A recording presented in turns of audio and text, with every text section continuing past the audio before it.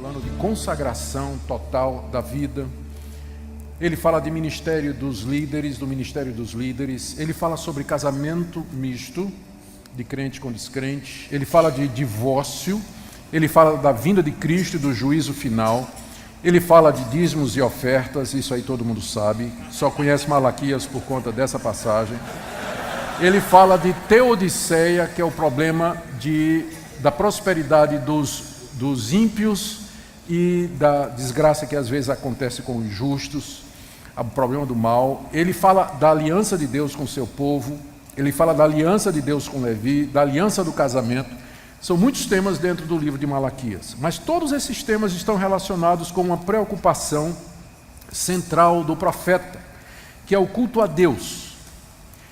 Esse livro foi escrito depois que o povo havia voltado do cativeiro, havia se restabelecido na terra prometida, começada a reconstrução do templo, a reconstrução da cidade e dos muros, e a vida nacional outra vez e a vida religiosa.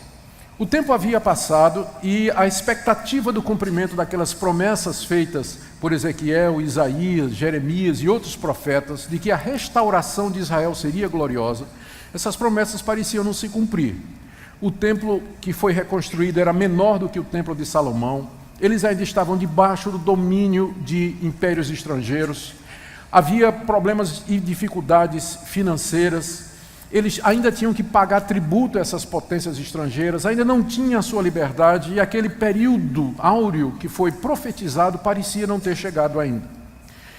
Então o povo começou a desanimar, e esse desânimo se refletia em primeiro lugar no culto que era prestado a Deus, como até o dia de hoje, assim também acontece.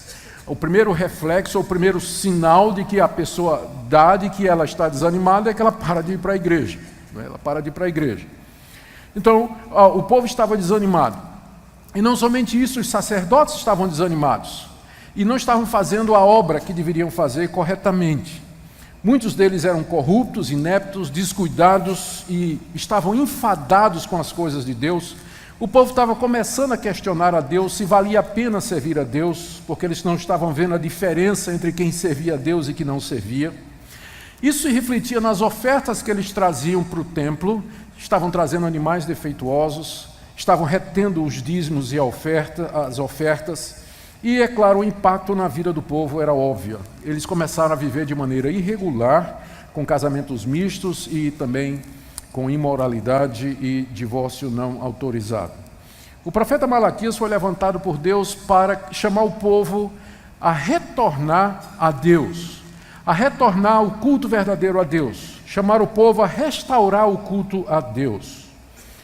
E ele faz isso de uma forma que torna o livro de Malaquias diferente dos livros dos outros profetas. O Malaquias registra aqui, na forma de diálogo entre Deus e o povo, 7 situações. O livro é construído em cima disso. É mais ou menos assim: Deus faz uma declaração, geralmente uma crítica, ou uma queixa, ou uma cobrança com relação ao povo. O povo responde cinicamente, E Deus então diz, é isso mesmo, e explica por que é que ele fez aquela cobrança ou está fazendo aquela queixa. São 7 diálogos desse tipo, o livro é construído em cima deles. Na verdade tem um ou dois que não aparecem sobre a forma de diálogo, mas ainda estão dentro desse padrão.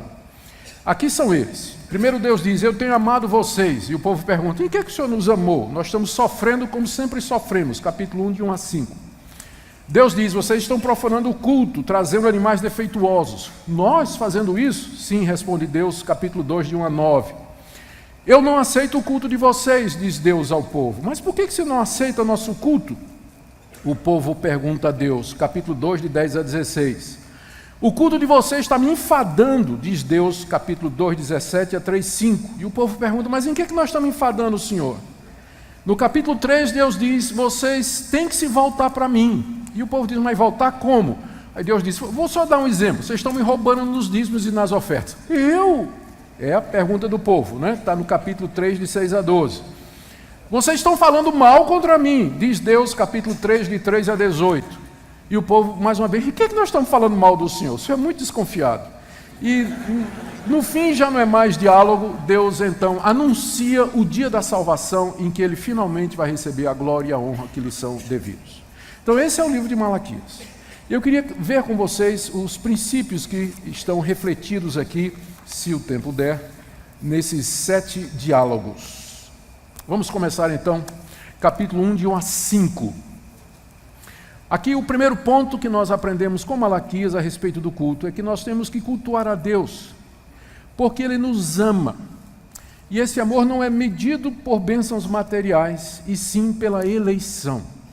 Deus declara aqui no início do livro, verso 2, eu vos tenho amado, diz o Senhor. Aí o povo pergunta, em que nos tem amado? Como se dissesse assim, o Senhor está dizendo que nos ama, mas nós continuamos escravos, a restauração não aconteceu, nós pagamos tributos, nós estamos passando por crise financeira e os nossos adversários prosperam mais do que nós.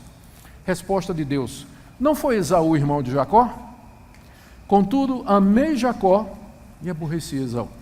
A prova do meu amor é que eu elegi vocês, eu predestinei vocês para ser o meu povo, e essa é a razão pela qual vocês deviam me cultuar, e não porque vocês estão recebendo prosperidade material. Então, esse é o primeiro princípio que o livro nos ensina, que nós temos que amar a Deus, porque Ele primeiro nos amou, e odiou Esaú, e nos escolheu de entre todos os povos para sermos o seu povo. E é isso, esse amor pactual, que nos leva a adorar a Deus. Segunda coisa que isso aqui está aí no capítulo 1, de 1 a 5. O segundo princípio nós encontramos ainda no capítulo 1, de 6 a 14, que é esse aqui. Nós temos que cultuar a Deus da maneira como Deus quer e não da maneira como nós imaginamos. Toda essa passagem é uma queixa de Deus porque o povo estava trazendo para o culto aquilo que a lei de Moisés proibia. Ou seja, o povo estava trazendo e os sacerdotes estavam aceitando, eles que eram responsáveis para fiscalizar o andamento do culto. Pão imundo, veja aí o capítulo 1, verso 7. Animal cego, animal coxo, animal doente, animal dilacerado. Capítulo 1, versos 8 e 13. E Deus considerava isso como sendo, olha os termos que ele usa, profanação do culto e desprezo pelo seu nome, aí do verso 6 ao verso 8, a ponto de Deus dizer assim, olha como é que ele começa essa sessão. Verso 6, o filho honra o pai e o servo ao seu senhor. Se eu sou o pai, onde está a minha honra? E se eu sou Senhor, onde está o respeito para comigo, diz o Senhor dos Exércitos, a vós outros, sacerdotes que desprezais o meu nome? E vós dizeis, em que desprezamos o teu nome? Ofereceis sobre o meu pão, sobre o meu altar pão imundo, e ainda perguntais, em que te havemos profanado? Veja o verso 8, quando trazeis animal cego para sacrificar, não é isso mal? E quando trazeis o coxo o enfermo, não é isso mal? Então, essa era a queixa de Deus para o povo. O povo estava querendo cultuar a Deus de maneira diferente daquela que Deus havia estabelecido. E Deus não aceitava o culto fora do padrão. Ele não aceitava invenção no culto. Ele queria ser adorado exatinho do jeito que ele disse. O animal tem que ter 1 ano, tem que ser puro, não pode ter defeito. Ah, Deus, mas é o ceguinho. Eu não vou conseguir, o que é que eu vou fazer com um bodinho cego? Eu não consigo vender, não consigo fazer nada, então é o melhor que eu tenho, Deus. É com toda a sinceridade que eu estou trazendo. Não. No culto, não basta só sinceridade. Nós temos que cultuar a Deus da maneira como Ele nos revelou. Senão, olha o que ele diz aqui no verso 10. Ele diz assim, tomara que houvesse entre vós, está falando para o sacerdote, quem feche as portas para que não acendesseis debalde o fogo do meu altar. Eu não tenho prazer em vós. Deus está dizendo aqui, eu queria que tivesse aí um sacerdote, que dissesse, gente, vamos embora, acabou, Deus não está aceitando mesmo, o último que sair apaga a luz. É isso que ele está dizendo aqui. É porque ele não aceita. Se não for conforme ele disse, ele não vai aceitar o culto. Nós não podemos inventar maneira de adorar a Deus. Nós não podemos inventar maneira de adorar a Deus. Nós temos que procurar na Bíblia o culto que ele revelou. Os princípios que estão no Antigo Testamento, repetidos e aprovados no Novo. Esse é o culto que agrada a Deus. Só sinceridade não vai resolver. Terceiro princípio. Aqui nós chegamos no capítulo 2, de 1 a 9. O culto deve ser conduzido por homens capazes, comprometidos e hábeis naquilo que eles fazem. Aqui nessa passagem, de 1 a 9, do capítulo 2, Deus se queixa dos sacerdotes que não estavam dando honra ao seu nome. Veja aí o verso 1 e 2, ele diz: ó sacerdotes, é para vós agora esse mandamento, se vocês não ouvirem e se não propuserem no seu coração dar honra ao meu nome, eu vou fazer isso. E ele lista então 3 castigos que ele queria dar aos sacerdotes por isso. Qual era o problema dos sacerdotes? Que eram responsáveis no Antigo Testamento para conduzir o culto a Deus.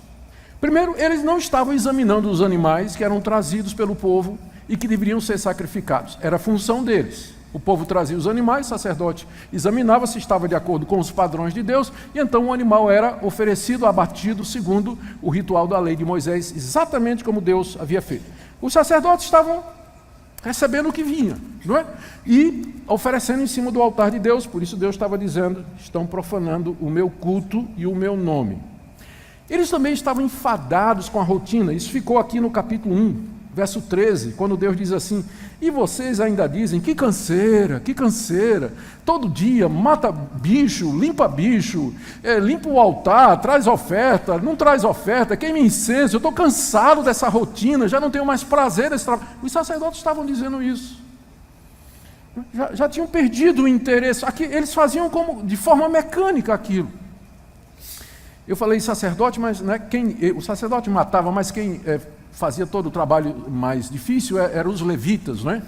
Os levitas é que desembuchavam, tiravam a parte que era para assar, a parte que era para levar para fora. Depois o levita vinha e limpava o altar, e limpava o sangue, né? Pegava a carneirada e conduzia para fora para ser morta no dia seguinte. E quando tinha tempo, o levita tocava, né? Então eu fico assim impressionado com o fato de que na igreja hoje o cara sabe cantar um pouquinho e sabe tocar violão, é levita. Se é levita, então tem que deixar ele limpar a igreja, botar para fora os bêbados e os cachorros, dar chupeta na boca do menino quando está chorando, fazer todo o trabalho, porque é isso que o levita fazia. Desculpa o parágrafo, eu não resisti, vamos continuar aqui. Bom, então, tem que ser conduzido por homens capazes e hábeis. Gente, e o pior dos sacerdotes é que eles não estavam instruindo o povo na lei, como era a obrigação dele. Por conta de muito material e pouco tempo, eu estou destacando só alguns versículos da passagem. Mas aqui nesse bloco, veja comigo o verso 6 e 7, quando Deus está dizendo por que é que ele está rejeitando o trabalho daqueles sacerdotes. Porque eles não estavam fazendo a coisa direito, em termos de examinar os animais, estavam enfadados daquilo ali, mas o mais importante, ele falando aqui a respeito de Levi, de onde vinha o sacerdócio, ele diz: a verdadeira instrução esteve na sua boca, de Levi, e a injustiça não se achou nos seus lábios. Andou comigo em paz e em retidão, e da iniquidade apartou a muitos. Porque os lábios do sacerdote devem guardar o conhecimento, e da sua boca devem os homens procurar instrução, porque ele é mensageiro do Senhor dos Exércitos.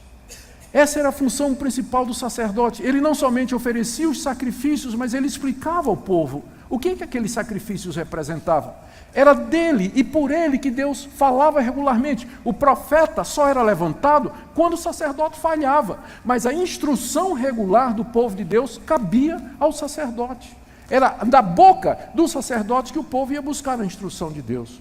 Mas olha o verso 8. Mas vós vos tendes desviado do caminho, e por vossa instrução tendes feito tropeçar a muitos. O culto tem que ser guiado e dirigido por homens fiéis, que sejam porta-vozes de Deus, que ensinem a palavra de Deus ao povo, que o façam de todo o coração, que conduzam o povo em adoração, que instruam o povo na palavra de Deus. Sabe o que é que Deus diz que ia fazer com aquele sacerdote? Vamos voltar aqui no verso 3. Ele diz 3 coisas, não é? Que vai amaldiçoar as bênçãos, reprovar a descendência, verso 3. E atirarei excremento ao vosso rosto, excremento dos vossos sacrifícios, e para junto destes sereis levados. A Bíblia sempre usa assim umas palavras suaves, não é? Quando a gente sabe que no hebraico é bem mais forte, não é? Então, qual era o problema do excremento? Quando o bicho era aberto, né, o excremento, junto com outras coisas, era tirado e levado para fora, porque a lei de Moisés dizia que se alguém tocar em excremento de animal, ele ficava imundo. Então, o imundo não podia entrar no templo. Então, o excremento era levado para fora. O que é que Deus está dizendo aqui? Está dizendo o seguinte: sabe o que é que eu vou fazer com vocês? Passar na cara. E aí vocês vão ficar imundos, e aí vocês têm que ser expulsos do templo. Vocês vão para lá onde está o excremento. É isso que Deus, é a linguagem que Deus usa, como é que Ele vai tratar a liderança que não faz o que devia fazer e não assume a responsabilidade que devia assumir quando foram convocados por Deus para presidir o culto de Deus. Tal é a maneira como Deus se preocupa com o seu culto. Quarto lugar, o culto só vai ser aceito se for expressão de uma vida santa. Capítulo 2, de 10 a 16. Aqui Deus declara que não vai aceitar o culto, os sacrifícios, as ofertas e as lágrimas de orações. Veja aqui o verso 13. Olha. Ainda fazeis isso, cobris o altar do Senhor de lágrimas, de choro, de gemidos, de sorte que Ele já não olha para a oferta nem aceita com prazer da vossa mão. A minha tradução tem de sorte que, mas a NVI, por exemplo, já diz por quê, né? Em vez de dizer de sorte que, ele já introduz a razão. Então seria: vocês estão cobrindo o altar de Deus com lágrimas de choro e de gemido. Imagina a situação lá, o povo judeu, né, ele vinha naquela situação, vinha para o culto, aí ficava lá chorando: oh Deus, por que o Senhor não está ouvindo nossa oração, gemendo e tudo mais? E Deus diz que Ele não responde porque já não olha para a oferta e nem aceita com prazer a oferta da mão do povo. Ora, o que o povo tinha feito para que Deus não aceitasse a oferta? Primeiro, Deus reclama que eles não trazem, e quando eles trazem, Deus diz que não aceita. Então, qual era o problema? Olha a resposta de Deus, do verso 10 até o verso 12, o profeta está explicando da parte de Deus que o desprazer de Deus era porque o povo estava profanando a casa do Senhor, trazendo a adoradora de Deus estranho para dentro do templo, o que era proibido. Através dos casamentos mistos, o povo de Deus estava casando com gente que tinha outros deuses, com gente que professava ou seguia falsos deuses, e não faltavam deuses ali naquela terra, deuses pagãos. Eles estavam cercados pelos amonitas, moabitas, filisteus, os sírios, toda aquela turma estava por ali, fenícios, e cada um deles tinha um panteão de deuses. E esse truque era velho, eles tinham sido levados para o cativeiro alguns anos antes, exatamente por isso, porque eles começaram a se misturar com esses povos e trouxeram para dentro de Israel os seus deuses, e uma das maneiras de se misturar era através do casamento. Não foi exatamente essa a arma de Balaão contra o povo de Deus? Exatamente isso. Então eles estavam repetindo isso. E aí o resultado, olha, verso 11, olha a queixa de Deus: Judá tem sido desleal, e a abominação se tem cometido em Israel e em Jerusalém, porque Judá profanou o santuário do Senhor, onde o culto era oferecido, o qual ele ama, e se casou com a adoradora de Deus estranho. Então aí o pessoal ia lá, chorava, clamava, levantava um clamor, não é, a Deus, então Deus: não vou responder não. Ué, por que o Senhor não está aceitando o nosso culto, Deus? Porque vocês não estão mostrando coerência na vida de vocês. Vocês dizem que me adoram, que me amam, que eu sou o único Deus de vocês, mas vocês estão introduzindo no meio de vocês outros deuses. Mas não era só. Depois de dizer Deus no verso 13 que ele não ia aceitar, no verso 14 o povo pergunta: por que o Senhor não está aceitando o nosso culto, o nosso gemido e as nossas lágrimas? E a resposta de Deus, que vai do verso 14 ao verso 16, basicamente é o seguinte: porque vocês estão sendo desleais com a mulher da sua mocidade, ou seja, vocês estão cometendo adultério, e vocês estão se separando e repudiando as mulheres de vocês sem motivo nenhum. Está aí no verso 14. Porque o Senhor foi testemunha da aliança entre ti e a mulher da tua mocidade, com a qual tu fostes desleal. E aí, no verso final do verso 15, Deus diz: portanto, cuidai de vós mesmos, e ninguém seja infiel com a mulher da sua mocidade. E no verso 16, porque o Senhor Deus de Israel diz que odeia o repúdio, e também aquele que cobre de violência as suas vestes. Essa é a razão pela qual Deus não estava aceitando o culto. porque o povo dizia uma coisa, mas vivia outra. Ou seja, aqui nós vemos a conexão entre a nossa vida e o culto. Pastor, mas isso é coisa do Antigo Testamento. Será? O que Jesus disse que nós devíamos fazer ao trazermos diante do altar a oferta e lembrarmos que o irmão tem alguma coisa contra nós? O que ele mandou a gente fazer? O que o apóstolo Paulo ensinou sobre aqueles que se aproximam da ceia do Senhor e que não são dignos de participar da ceia do Senhor, que não estão preparados para participar da ceia do Senhor? Será que a relação entre vida e culto é só no Antigo Testamento? É claro que não. No Novo Testamento também. O nosso culto a Deus, ele tem que refletir santidade de vida, que nós andamos com Deus, ele tem que ser uma expressão daquilo que nós somos. Senão nós vamos receber de Deus exatamente a mesma coisa. Você pode gritar, você pode chorar, cobrir de gemido, orar no monte e fazer campanha, fazer o que quiser. Mas se não colocar a vida em ordem diante de Deus, ele não vai aceitar não. Esse é um princípio em toda a Escritura, não é só no Antigo Testamento não. Quinto, precisamos de purificação então para cultuar a Deus. Capítulo 2, 17, até o capítulo 3, verso 5. Olha a queixa de Deus aí no verso 17. Deus está dizendo assim: enfadais o Senhor com vossas palavras. Ou seja, Deus dizendo assim: eu estou aqui no culto com vocês, mas eu estou enfadado. Geralmente é o contrário, né? É o povo que fica assim, ó. Pastor pregando e o povo enfadado, né? Agora imagina o contrário, os israelitas lá fazendo o culto e Deus, ó. Não é isso aqui? Vocês estão me enfadando.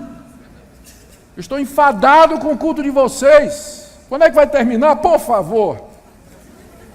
O que levou Deus a ficar... O que leva Deus a ficar enfadado com o culto? Aqui no caso, é por conta da atitude do povo. O povo estava questionando a Deus do tipo assim, está no verso 17. O povo pergunta: em que nós estamos enfadando o Senhor? Resposta de Deus: nisso que vocês estão pensando. Qualquer que faz o mal passa por bom aos olhos do Senhor, e desses é que ele se agrada. Ou, onde está o Deus do juízo? O povo estava todo na igreja para adorar a Deus, mas no coração ele estava dizendo assim: onde está o Deus da justiça?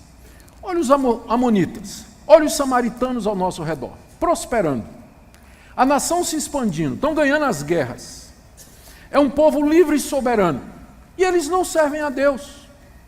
Mesma coisa os filisteus, estão aqui ao nosso redor, ali, os amonitas, aquele povo ali, ó, adora falsos deuses, adora Baal, Astarote, Renfã, todos esses deuses, mas estão prosperando. E nós que servimos ao Deus verdadeiro, estamos aqui. Somos vassalos do império, pagamos tributo, situação financeira apertada, coisa está difícil. Cadê o Deus da justiça? Por que Deus não destrói esses povos e nos faz prosperar e nos exalta? Então o povo estava ali no culto, mas o coração do povo estava nisso, questionando a justiça de Deus. Olha a resposta de Deus: tá bem, vocês querem justiça? Eu vou fazer, mas eu vou começar com vocês. Tá? Então, olha aqui o que eu vou fazer. Resposta de Deus. Primeiro, capítulo 3, verso 1. Eu vou mandar o meu mensageiro diante de mim, que ele vai preparar o caminho. Ele estava falando de João Batista. Eu vou mandar um mensageiro que vai preparar o caminho. Segundo, ainda no verso 1. E de repente virá ao templo o Senhor a quem vós buscais. Vocês não estão dizendo, cadê o Deus da justiça? Tudo bem. De repente eu virei ao templo. Não é isso que vocês estão querendo? O anjo da aliança a quem vós desejais, eis que ele vem, diz o Senhor. Vocês não querem, vocês não estão perguntando cadê o Deus da justiça? Tá bem, eu vou mandar um mensageiro na minha frente e depois eu vou pessoalmente. Mas, verso 2, quem poderá suportar o dia da sua vinda? Quando eu chegar aí, quem é que vai suportar a minha vinda? Quem poderá subsistir quando ele aparecer? Porque ele é como fogo do ourives e como a potassa dos lavandeiros. O que é que ele vai fazer primeiro? Cuidar dos amonitas, dos filisteus, dos moabitas? Não. Verso 3. Ele vai se assentar como derretedor e purificador de prata. Purificará quem, em primeiro lugar? Os filhos de Levi. Espero que você desista de ser levita depois dessa passagem, que é o primeiro da lista. Primeiro da lista. Vocês querem? Cadê o Deus de justiça? Por que não tem justiça no mundo? Né? Por que o ímpio prospera? Por que o justo sofre? Vocês querem justiça? Tá bem, eu vou fazer justiça, mas eu tenho que começar com a casa de Deus. E eu vou começar com os sacerdotes, vou começar com os levitas, vou começar com os pastores, vou começar com os líderes. Para que eu tenha um culto que seja digno de mim. Eu vou começar com quem é encarregado dele. Aí diz no final do verso 3 que depois de Deus os refinar, eles trarão ao Senhor justas ofertas. Agora sim, justas ofertas, um culto agradável a Deus. E aí, a partir disso, verso 4, então a oferta de Judá e de Jerusalém, de todo o povo agora, será agradável ao Senhor, como nos dias antigos e como nos primeiros anos. Verso 5, chegarei a vós outros para juízo, chegarei contra vocês, meu povo, para juízo. Serei testemunha veloz contra os feiticeiros, adúlteros, os que juram falsamente, os que defraudam o salário do jornaleiro, oprimem a viúva e o órfão, e trocam e torcem o direito do estrangeiro e não me temem, diz o Senhor dos Exércitos. De que ele está falando? De gente assim no meio do povo de Deus. Não está falando do mundo, não. Vocês querem justiça? Ok, estou chegando. Ele está falando aqui de João Batista, é claro, não é? E João Batista preparou o caminho para o anjo da aliança que veio ao templo. E ele, com seu sangue precioso, purificou os filhos de Levi e o povo de Deus. E agora, pelo sangue de Jesus, nós podemos oferecer a eles sacrifícios agradáveis. É disso que Malaquias estava falando, de um novo sacerdócio, de uma mudança, porque a lei não podia aperfeiçoar nada. Mas introduz uma nova lei pelo sangue de Jesus, uma nova aliança, pela qual nós podemos oferecer a Deus sacrifícios, o fruto dos nossos lábios como sacrifício de louvor. E é pelo sangue do Senhor que nós somos purificados, pastores e líderes, e também todo o povo, para agora oferecer a Deus aquele culto que Ele deseja. E o princípio então é esse: nós precisamos ser purificados para poder oferecer culto a Deus, senão não será aceitável a Ele. Não será aceitável a Ele. Vamos para o sexto princípio. O culto deve ser uma expressão de nossa total consagração a Deus. Isso está aí, capítulo 3, de 6 a 12. Olha o apelo de Deus aí no verso 7. Eu quero chamar a sua atenção para aqui, porque isso vai nos ajudar a entender aquela questão dos dízimos e ofertas. No verso 7, Deus diz assim: desde os dias de vossos pais os desviastes dos meus estatutos, e não os guardastes. Tornai para mim, e eu me tornarei para vós outros, diz o Senhor dos Exércitos. Então, o primeiro apelo de Deus aqui, primeiro ele denuncia o povo: vocês sempre foram rebeldes, como os pais de vocês, vocês também. Mas então, voltem para mim, tornem para mim. Aí o povo pergunta no final do verso 7, e que havemos de tornar? Tornar para o Senhor? Mas eu pensei que estava tudo bem entre nós e o Senhor. O Senhor está falando como se a gente tivesse se desviado. E Deus diz: sim, vocês estão desviados mesmo. Vou dar só um exemplo. Por exemplo, vocês acham que o homem pode roubar a Deus? Roubará o homem a Deus? No verso 8. Aí o povo, e Deus diz: todavia vocês estão me roubando. Uma expressão ou um exemplo de que vocês se desviaram de mim é que vocês estão me roubando. O povo pergunta: mas roubando? No verso 8, vós me roubais e dizeis: em que te roubamos? Resposta de Deus: nos dízimos e nas ofertas. A queixa de Deus, porque o povo estava roubando nos dízimos e nas ofertas, não é por causa dos dízimos e das ofertas, mas que o roubo nos dízimos e nas ofertas representava esse desvio de Deus. Deus não está preocupado com 10%, com dinheiro disso ou daquilo, mas quando isso se torna uma expressão do desvio do nosso coração. Que a primeira questão dele é: vocês têm que voltar para mim. Voltar?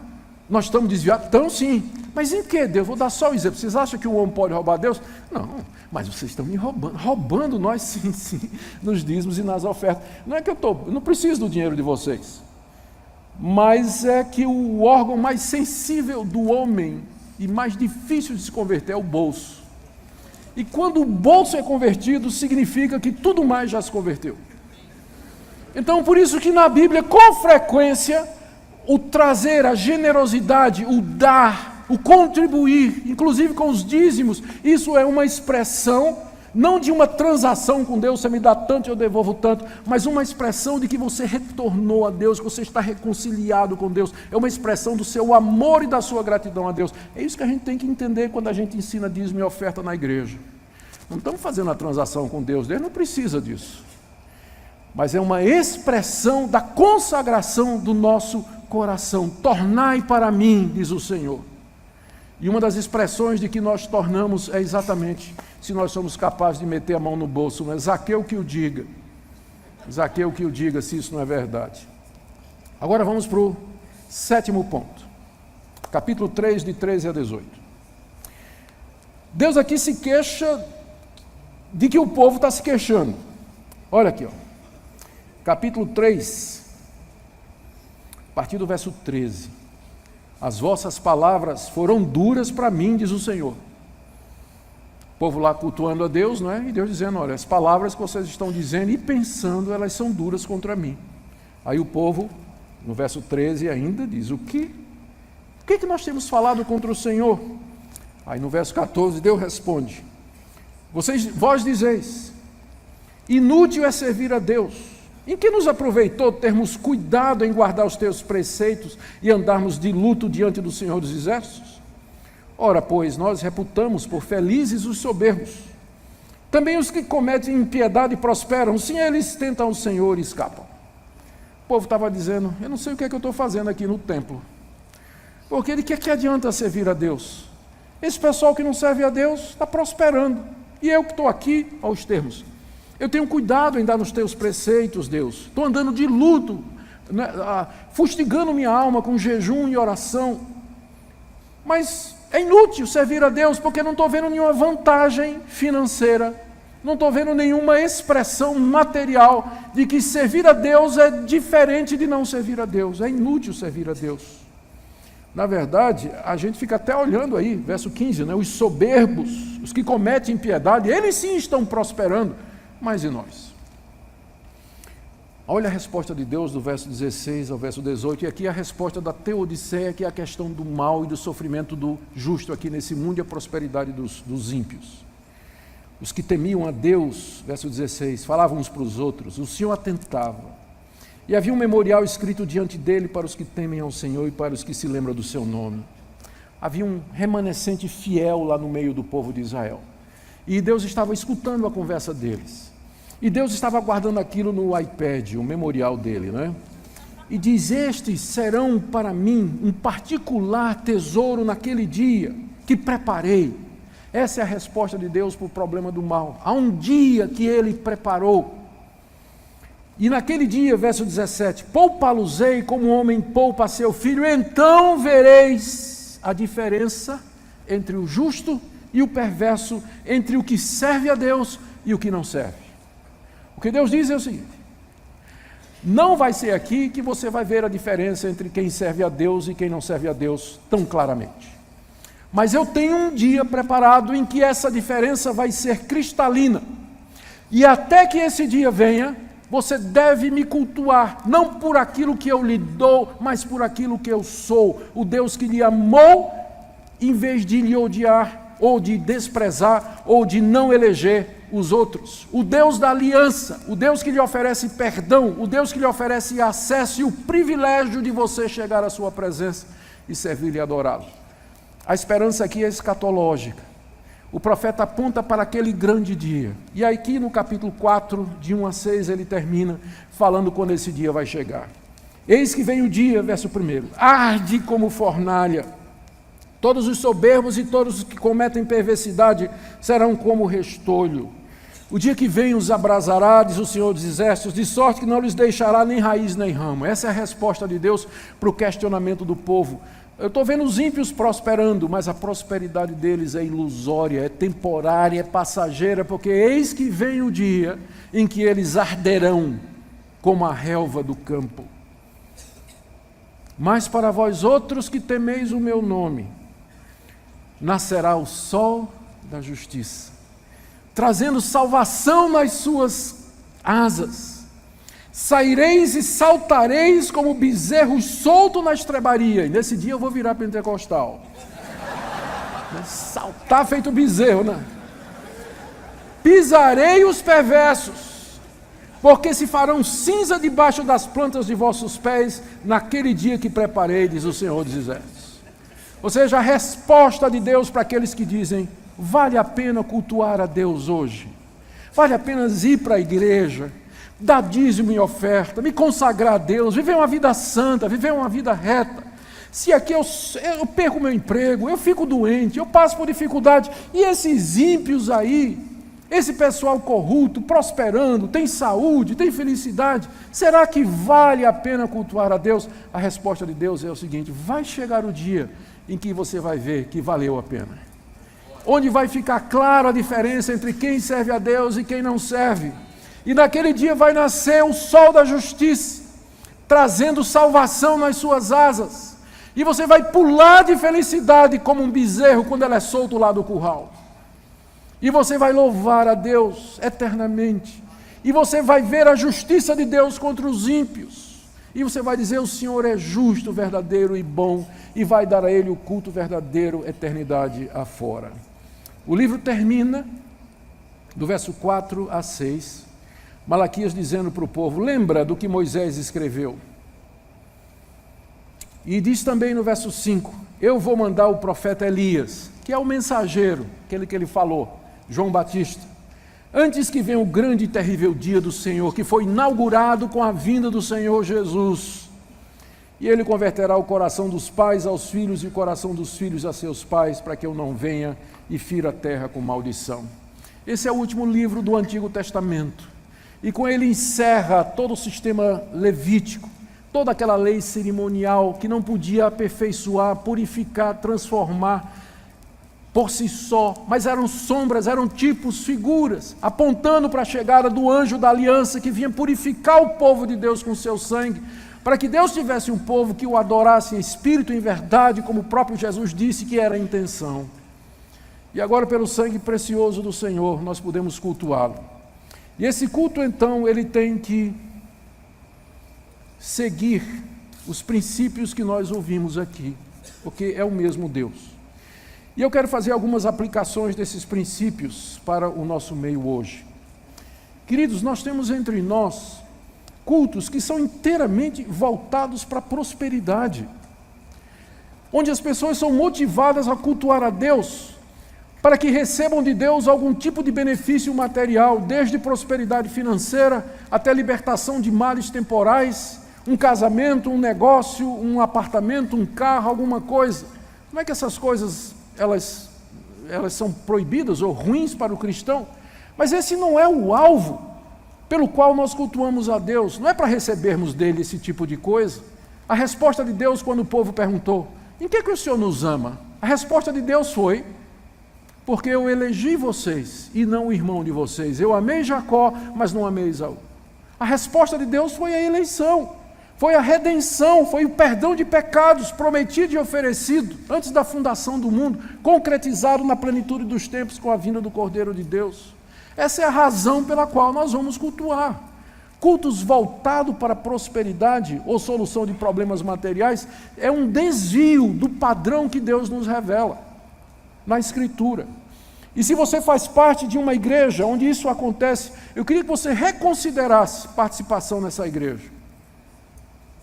Reconsiderasse. Ou se você está aqui e é um pastor que promove esse tipo de coisa, pensando em encher a igreja e atrair novos membros com isso, eu queria que você pensasse no que você ouviu nessa noite. O que é que a palavra de Deus nos diz a respeito da evidência do amor dele? Não é prosperidade financeira. Deus pode nos dar isso, mas isso não significa evidência do favor dele. Segunda coisa, segunda aplicação do livro do profeta Malaquias, é para aqueles cultos onde são introduzidos elementos e formas de adoração completamente estranhos à palavra de Deus. Gente, às vezes eu não acredito que eu vejo no YouTube. Eu talvez devia parar de ver essas coisas, porque eu fico nervoso com esse tipo de coisa. Mas é cada coisa que é feita em nome de Deus. Eu fico pensando, por exemplo, na introdução de elementos judaicos no culto evangélico. Nós acabamos de ver aqui a decretação da falência do sistema veterotestamentário. É isso que o livro de Malaquias está dizendo, não funciona. E aponta para uma nova realidade que está chegando. É assim que fecha o Novo Testamento, o Antigo Testamento. E no Novo Testamento, os escritores bíblicos, os apóstolos particularmente, eles nos ensinaram isso, que todo o sistema levítico de culto do Antigo Testamento no templo era sombra, era simbólico, era profético, apontava para Jesus Cristo. Então, por que eu vejo hoje nas igrejas evangélicas, pessoal trazendo a Arca da Aliança, pastor usando chapeuzinho de judeu, estola de judeu, com o menorá lá, aquele candelabro lá, na mesa, né? Dizendo que Jesus tem que ser chamado de Yeshua, senão que ninguém sabe o nome dele. A reintrodução das festas judaicas. Por que eu vejo isso? Caravanas para Israel para ser batizado no Rio Jordão, porque lá equivale. Unção com óleo que foi tirado do Monte das Oliveiras, esse é o poderoso. Oração feita no alto do Monte Sinai, essa é que tem eficácia. Eu não vejo nada disso no Novo Testamento. Mas esses elementos estranhos são introduzidos. E outros elementos são introduzidos sim, em nome do pragmatismo, daquilo que funciona. Fazer coisas para atrair o povo para Deus, mas a pergunta não é, a Bíblia proíbe isso? Não, a pergunta é, a Bíblia manda isso? Essa foi a grande disputa na época da Reforma, não foi? Especialmente entre puritanos e outros grupos. Que outros grupos queriam manter certas coisas no culto, perguntando assim, onde é que está proibido na Bíblia você usar vela no culto? Resposta dos puritanos, onde é que está ordenado? Então essa é a pergunta, Deus mandou? É assim que Deus deseja o culto? Podemos apresentar argumentos suficientes e bíblicos para que esses elementos estejam presentes no culto? Senão nós vamos estar introduzindo coisas estranhas ao que Deus mandou e vamos cair no mesmo caso aqui do povo de Israel, que queria oferecer, adorar a Deus do jeito que eles entendiam que era o melhor. O livro também nos ensina que, terceira aplicação, que Deus busca o coração do seu povo. Ele não estava preocupado com essa questão formal dos dízimos e ofertas, por exemplo. Ele queria que o povo voltasse para ele, porque o bolso vai onde está o coração. Se o coração é totalmente de Deus, você não vai encontrar dificuldade. Ou seja, no final, Deus não somente está preocupado que o culto seja feito de acordo com sua vontade revelada, mas que seja feito também do fundo do nosso coração. Que nós o adoremos pelo que Ele é, partindo da nossa alma. Também aqui nós aprendemos mais uma coisa, eu quero terminar com isso. Os cultos não são apenas para celebração, festa, alegria. São também para isso. Mas os cultos, eles devem ser um reflexo daquilo que Deus deseja de nós, que é uma vida reta. Há lugar no culto para exortação.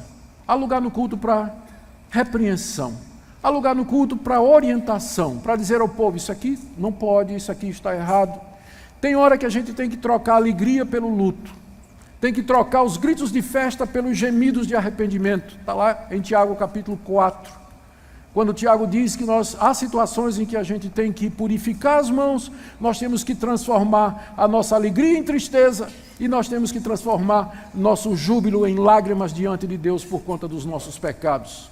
Infelizmente, em muitos meios hoje se olha para o culto como se fosse apenas uma grande celebração. Mas instrução bíblica, instrução que fere a consciência, que move a vontade, que promove diferença, isso falta. E eu tenho certeza, e eu sei que vocês concordam comigo, que uma das causas da fraqueza do movimento evangélico no Brasil, por maior que ele seja, é exatamente a falta de pregação bíblica que fira a consciência, que seja corajosa e denuncie o que está sendo feito e apresente, claro, a solução, que é a purificação do sangue de Jesus mediante arrependimento e confissão e conserto de vida. Isso o profeta Malaquias também nos deixa muito claro. Queira Deus, meus irmãos, conceder que nós ofereçamos a Ele aqui no Brasil um culto que lhe seja agradável, que nós não estejamos tão preocupados com o crescimento da igreja, que não vejamos esses princípios simples, mas também tão claros expressos em toda a Bíblia. Que Ele nos dê graça para que nós possamos, como Ele deseja, adorá-lo em espírito e em verdade, agora e sempre. Amém. Oremos.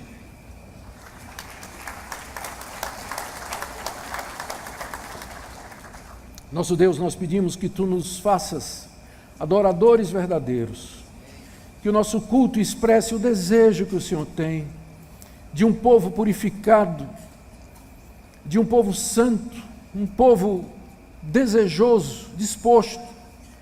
Nós pedimos, ó Deus, que Tu nos ajudes pela Tua palavra a entender de que maneira Tu desejas ser adorado, para que nós não inventemos maneiras de culto, para que não introduzamos fogo estranho no Teu altar, mas somente aquilo que foi ordenado por Ti. Purifica a igreja brasileira, Senhor, é o que nós Te pedimos em nome de Jesus. Amém.